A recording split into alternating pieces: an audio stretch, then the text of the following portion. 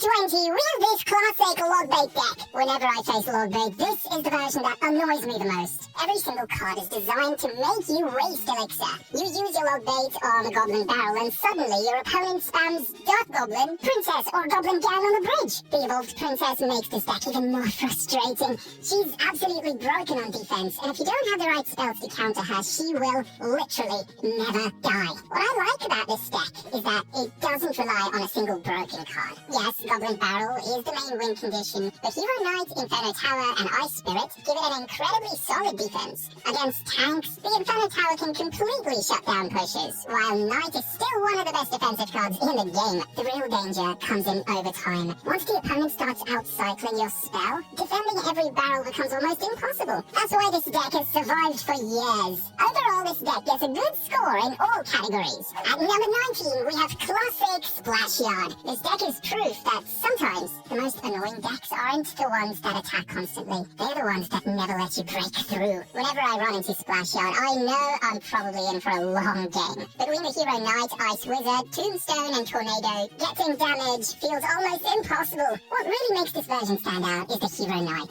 I've said it before, but that card fits into almost everything, and Splash Yard is no exception. He gives you incredible defensive value, while also becoming the perfect tank for a graveyard counter push. The evolved Baby Dragon is another reason this deck feels so frustrating. Once it starts getting value behind a Hero Knight, it can shred entire pushes. And then comes the part everyone hates, Graveyard plus Poison. You defend perfectly for 2 minutes, make one mistake, and suddenly dozens of skeletons are on your tower, while Poison prevents most of your counters from doing anything. That's why Splash Yard has remained relevant for so many years. I will rate this card perfectly on defense, while also giving it a good free-to-play score. At number 18, we have Recruit's Balloon. This deck is incredibly hard to defend. Most players focus on the Hero Balloon, but I honestly think the Royal Recruits are what make the deck work. They split the pressure across both lanes and force you to spend elixir everywhere. The moment you're distracted by the recruits, the balloon starts becoming a real threat. And Hero Balloon is absolutely terrifying if you're low on elixir. One well-timed ability can completely ruin a defense. Fisherman constantly provides value on defense. Lumberjack adds rage to every surviving push, and Skeleton Dragons provide surprisingly strong splash support behind the recruits. Then you have the Bats and Snowball, which make defending the balloon even more annoying. Vines can disrupt defensive troops at the perfect moment and allow your troops to get a lot of damage. Overall, this deck is very easy to play, and it's good for free-to-play players. If you're also free-to-play, then hit that like and subscribe button. Next at number 17, we have Graveyard Freeze. This deck feels like something a Splash Yard player created after getting bored of playing normal Splash Yard. The first thing that stands out is how difficult it is to build a push against it. Bowler, Executioner, Tornado, Zappies, and Inferno Dragon are basically impossible to break through. The Bowler and Executioner combo is especially frustrating. Once Tornado pulls everything together, those two cards can wipe out entire pushes for a positive trade. Then, if you try to switch to a tank-heavy deck, the Inferno Dragon breaks it. What I find most interesting is a Golden Knight. Most graveyard decks use a cheap mini-tank, but this one uses Golden Knight to create counter pushes that can become dangerous very quickly. If his dash ability gets value, your opponent suddenly has to defend both him and the graveyard. And then there's Freeze. Even if you place everything against the graveyard perfectly, Freeze can completely ruin your defense. Overall, this deck gets a perfect score on defense, but it can be a bit hard to upgrade. At number 16, we have this Electro Giant deck. The entire deck is built around making your counters awkward. You drop a building, lightning destroys it. You try to surround the Electro Giant with swarms, his reflect damage destroys them. Also, I think the Golden Knight is one of the biggest reasons this deck is so dangerous. Electro Giant forces troops to stack together, and that's exactly the kind of situation where Golden Knight can get ridiculous value. One good dash can completely change a game. I also love the addition of Cannon here. Most people think of Electro Giant decks as expensive beatdown deck, but Cannon gives this version surprisingly solid defense for only 3 elixir. It helps the deck survive until double elixir, where Electro Giant becomes much harder to stop. The real nightmare though is the Electro Giant plus lightning combo. Every experienced player knows what's coming, but stopping it is a different story. If your building, support troop, and tower are in range, lightning can erase your defense instantly. Overall, I rate this deck's offense very highly, and it's very easy to play as well. At number 15, we have 3.0 Expo Cycle. Expo is currently getting a lot of hate from the community, and for good reason. The deck has been broken ever since forever now, and yet the people who play it never accept this fact. Despite the Tesla getting nerfed this season, I think Expo will be decent this season. This deck gives you absolutely no room for mistakes. One bad play and the Expo will wreck your tower. What makes the deck so strong is how efficiently everything works together. Hero Knight provides incredible defensive value. For just 3 elixir, Tesla shuts down most win conditions, and Archers give the deck reliable air defense while constantly applying pressure. The biggest reason top players love this deck is the control it gives you. If you're the better player, you usually feel like you have a chance in almost any matchup. I think Expo is rated well in every aspect except the fact that it's not exactly easy to play.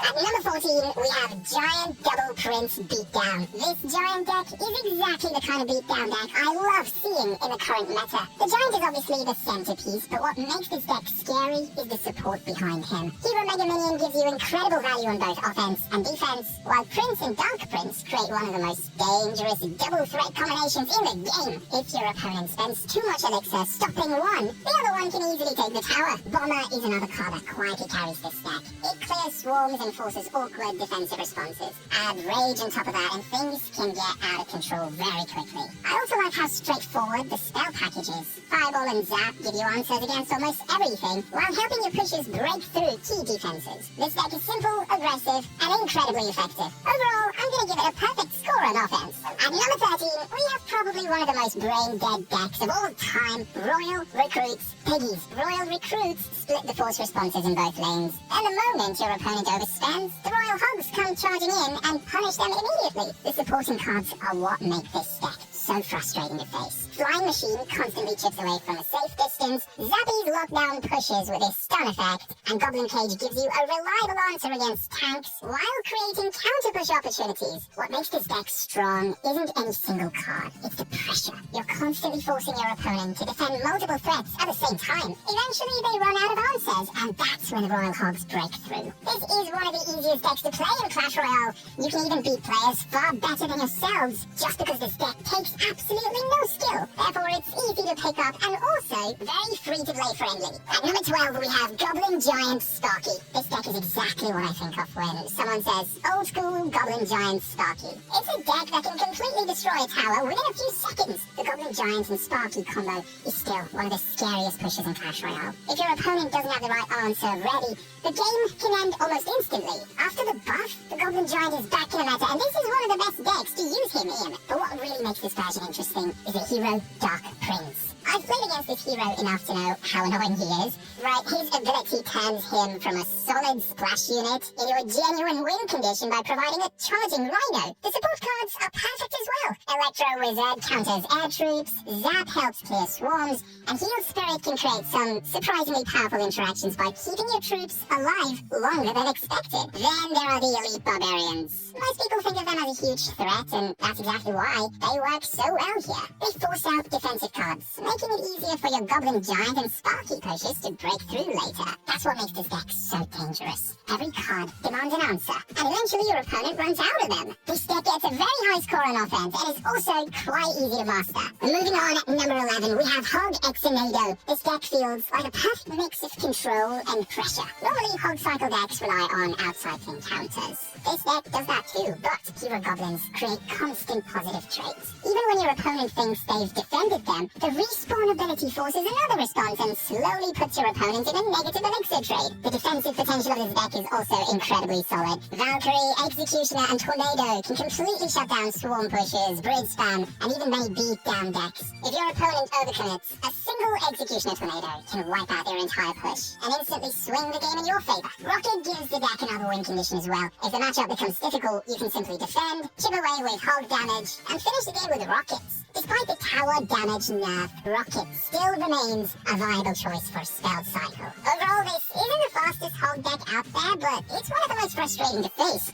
I'm gonna give this deck a high defensive score, and it's a great deck to upgrade for free-to-play players. At number 10, we have Giant Skeleton Battle Ram. This deck feels like complete chaos. in the best way possible. The giant skeleton and battle ram push ready. The lumberjack makes the deck even scarier. A rage spell turns every push into a potential power-taking threat. I've seen games where a single battle ram connection under rage complete changes the match. Hero Wizard and Mother Witch punish swarm-heavy defenses, while Zappies provide incredible control with their stuns. Vines can also create some really annoying interactions by disrupting enemy defenses and keeping your push alive longer. And once double elixir starts, defending against all of it becomes an absolute nightmare. This deck is a defensive powerhouse, but its offense is also decent. Next up, number 9, we have Hog Freeze. This deck is one of the weirdest Hog Rider decks I've seen recently, but that's exactly why I like it. The Hog Rider is your main win condition, but the real pressure comes from the support cards around him. Boss Bandit is incredibly dangerous on counter pushes. If your opponent spends too much elixir stopping the Hog, she can immediately punish them and force another response. What makes this deck stand out to me is the Executioner and Freeze combination. Most players expect Executioner Tornado, but Freeze can create some brutal surprises. A defending building, swarm, or tank killer gets frozen for a few seconds and suddenly the Hog Rider is getting multiple extra hits. That should never happen. Defensively, Guards and Furnace are excellent in the current meta. Despite the recent nerf, the Furnace remains one of the most annoying cards in the game. Overall, this deck is rated high on offense, but it may take some skill to win games with it continuously. At number 8, we have Mighty Miner Log Bait. The entire strategy revolves around overwhelming your opponent with non-stop pressure. Goblin Barrel and Wall Breakers are already annoying enough to deal with individually, but when you combine them with the newly buffed Dark Goblin chip damage and Mighty Miner counter pushes, defending suddenly becomes a nightmare. The moment your opponent spends their log on a Goblin Barrel, the Wall Breakers become dangerous. If they save your small spell for the Wall Breakers, the Goblin Barrel starts getting damage. Every interaction feels awkward. The Mighty Miner is one of the best tank killers in the game. Dark Goblin is another card that makes this deck so frustrating to face. If your opponent ignores him for even a second, he starts shredding troops and chipping the power from ridiculous range. Then there's the Fast Cycle. At just 2.4 average elixir, you'll often have another Goblin Barrel ready before your opponent gets their counter back in hand. I rate this deck highly on offense, but it isn't exactly easy to master. At number 7, we have Recruit Hog Rider. I played against this deck recently and totally lost my mind. It's so damn annoying, for real. The first thing that stands out is a combination of Hog Rider and Wall Breakers. Usually, decks only run one primary win condition. This deck runs two, and that's what makes it so irritating to face. The Mighty Miner completely shuts down tanks on defense, then immediately turns into a counter push. The Royal Recruits make this deck even more annoying. Most Hog decks struggle when defending both lanes. This one doesn't. Recruits allow you to split pressure and defend massive pushes at the same time. Against beatdown players, that can feel incredibly frustrating. Then you've got Firecracker providing constant value from the back, while Goblins and Guards give you some of the most efficient defensive trades in the game. In a meta where bait is extremely dominant, this Royal Recruits deck is the perfect counter. It's extremely fun to play and you can also upgrade it easily without much trouble. At number 6, we have Royal Hogs Earthquake. This deck is the definition of consistency. It literally never dies. Royal Hogs are the main win condition, and pairing them with Earthquake creates one of the most frustrating combinations in Clash Royale. Every time your opponent relies on a building, you punish them instantly. Cannon, Bomb Tower, Tesla, all are useless against this deck. Then there's the Joekoii. Personally, I think she is still one of the best support cards ever added to the game. If your opponent doesn't answer her immediately, she takes over the match. The threat of her ability forces reactions, and that opens opportunities for your Royal Hogs later. Defensively, this deck is incredibly efficient. Cannon handles tanks, Royal Delivery destroys medium-sized pushes, Skeletons and Ice Spirit generate ridiculous positive trades, and the Log clears swarms. This deck gets a well-balanced score in all categories. At number 5, we have my personal favorite deck of this list, Lava Loon. This deck is the definition of overwhelming pressure. The Hero Balloon has made Lava Loon even stronger than before. If you don't defend it properly, you lose your entire tower. The Miner is another useful card in this deck. While your opponent is focused on the Lava Hound and Balloon, the Miner quickly removes air counters like Archers, Musketeer, or Dark Goblin. You also have the Inferno Dragon, which melt tanks. Minions provide cheap air damage. Fireball and Zap clear out defensive troops and help the Balloon connect. And then you have the Barbarians. Most lava decks struggle against bridge spam or fast ground pressure. Barbarians completely solve that problem. Lavaloon is one of the most aggressive decks in Clash Royale, and therefore it gets a perfect score on offense. At number 4, we have Hog Lightning. This deck feels like someone took a classic Hog cycle deck and then decided they wanted to bully every building deck in existence. The first thing you'll notice is a combination of Hog Rider and Light. Most Hog decks rely on Earthquake, but this version takes a completely different approach. Instead of chipping away at defenses, it tries to remove them entirely. If your opponent places a building alongside a support troop, Lightning can instantly create an opening for the Hog Rider, and once that happens, the damage adds up very quickly. A lot of players underestimate the furnace in this deck too, but it's incredibly useful. The Fire Spirits force responses, generate chip damage, and make it difficult for opponents to build big pushes. Over time, those little interactions can easily add up to hundreds of tower damage. Defensively, Cannon handles win conditions. Skeletons create positive trades.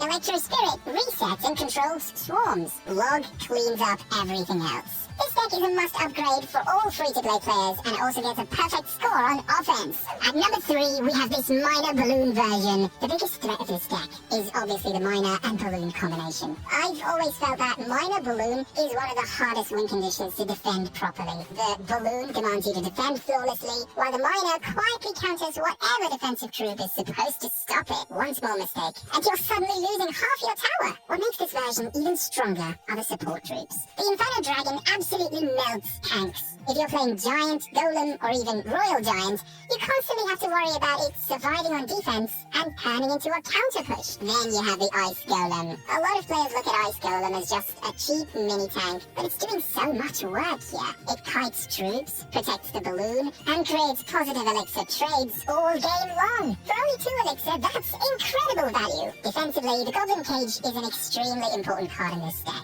It gives you a reliable answer to win conditions, while the Brawler helps create counter-push opportunities. Mega Minion adds more air defense, and together with Inferno Dragon, the deck becomes surprisingly difficult to break through. The spell combination is also perfect. Fireball clears medium health troops that threaten the balloon, while Zap resets Inferno Towers and Inferno Dragons at critical moments. What I personally like most about this deck is that every successful defense immediately turns into offense. A surviving Inferno Dragon, Mega Minion, or Goblin Brawler can instantly become the tank for a Miner Balloon push. This deck is easy to upgrade, but it takes really high skill to play perfectly against good players. At number 2, we have Miner Wall Breakers. If I had to describe it in one sentence, I'd say that this deck is pure aggression. The core strategy revolves around Miner and Wall Breakers, which has always been one of my favorite combinations in Clash Royale. It's simple, but incredibly effective. The Wall Breakers force an immediate response, and while your opponent is focused on stopping them, the Miner sneaks in chip damage. Over the course of a match, those small connections add up surprisingly fast. What really makes this version stand out, though, is a hero magic archer. Even after the recent nerf, he's still one of the most annoying support cards to deal with. A single good geometry can completely change a game, and his ability creates